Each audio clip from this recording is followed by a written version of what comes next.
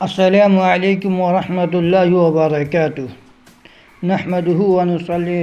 علی رسولہ الکریم اما بعد۔ صحابہ رضی اللہ تعالی عنہ کون ہیں؟ کیا حضور اکرم صلی اللہ علیہ وسلم جو نبوت لے کے آئے تھے اور جو اسلام لے کے آئے تھے اور دنیا میں جس کو پھیلانا تھا، کیا وہ خود ہی اکیلے منزل مقصود پر نہ چل نکلے،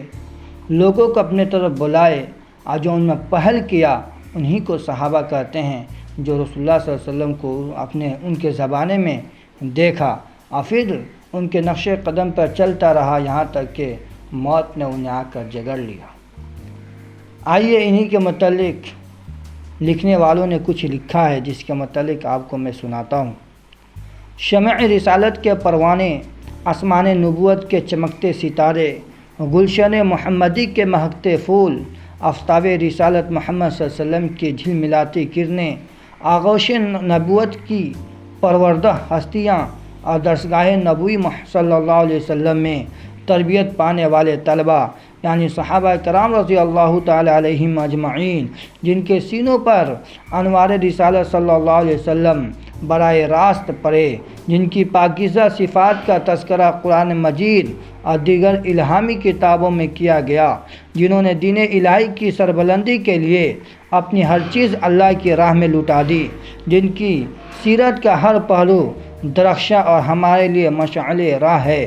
رحمت للعالمین، شفیع المذنبین، خاتم النبیین، محبوب رب العالمین، قائد المجاہدین کی محبت بھری آغوش نبوت میں تربیت حاصل کرنے والے وہ قدسی نفوس، جنہوں نے شمع رسالت صلی اللہ علیہ وسلم کی روشنی اپنے دلوں میں جذب کی تھی، وہ اسے بانٹنے کے لیے اکناف عالم میں پھیل گئے۔ یہ ایک ناقابل تردید حقیقت ہے کہ رسول اکرم صلی اللہ علیہ وسلم کا تربیت یافتہ جو بھی صحابی رضی اللہ عنہ جہاں بھی گیا، اس کے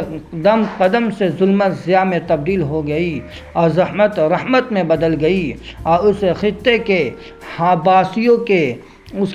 باسیوں کے دلوں کی اجری بستیاں پھر سے آباد ہونے لگی، خزاں رسیدہ گلستانوں میں پھر سے بہار آنے لگی، فصل گل سے ناآشنا خنچے پھر سے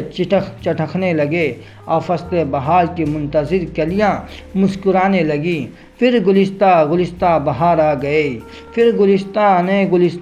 بہار آ گئی، اور چمن کا چمن مسکرانے لگا۔